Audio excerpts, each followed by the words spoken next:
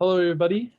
I'm David, and today I'm going to just give a presentation about Rust, the programming language, as well as the history and motivation behind it.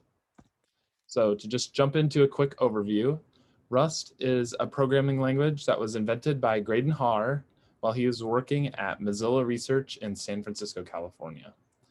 And so while he had started this project in about 2006 and was working on it just kind of by himself, in 2009, he took Rust to his bosses at Mozilla, and they decided to put some financial backing into it and finally got a working product out in 2015.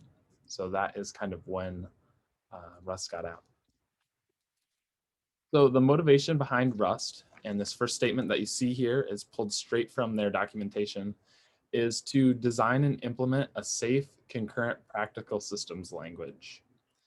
And so a lot of people see Rust as kind of trying to compete with C++, being like a little syntactically easier to read, as well as C++ has a bit of a issue with memory safety and being able to reference things after they've been deleted, I believe. And so Rust is really aiming to be efficient, but not sacrifice that safety. And so a quote kind of showing the importance of this is that in over the past 12 years, around 70% of all security bugs in Microsoft products have been memory safety issues. And the same numbers also reported for Google Chrome. And so this memory safety issue is really the niche that Rust is trying to fit into.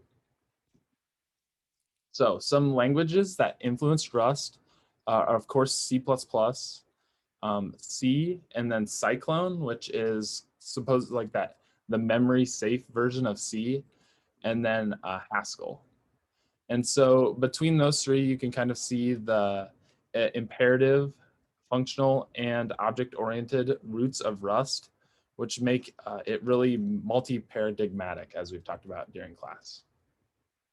So those are kind of the Rust's parents, so to speak. But then due to its newness, as it's only been out for a little over 5 years, Rust hasn't really had the chance to influence a lot of language development itself, as it's kind of pretty new still. As far as Rust's usage today, Mozilla and Cloudflare have started to use Rust in some of their projects, particularly Mozilla, as they're kind of the trailblazers with Rust. We're building a web browser called Servo, which takes advantages of all of Rust's advantages, basically. But then due to COVID-19 and the pandemic, Mozilla actually had to cut a lot of their employees, and this included a lot of the Rust and Servo team. And so this led to the creation of the Rust Foundation. And so that's kind of where we are. The Rust Foundation is brand new, 2021, February 2021.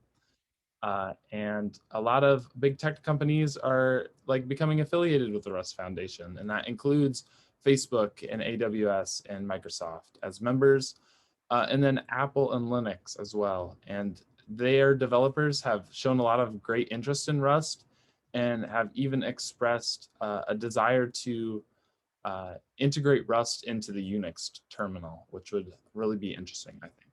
And so that is just a really quick overview of what Rust is. And thank you so much.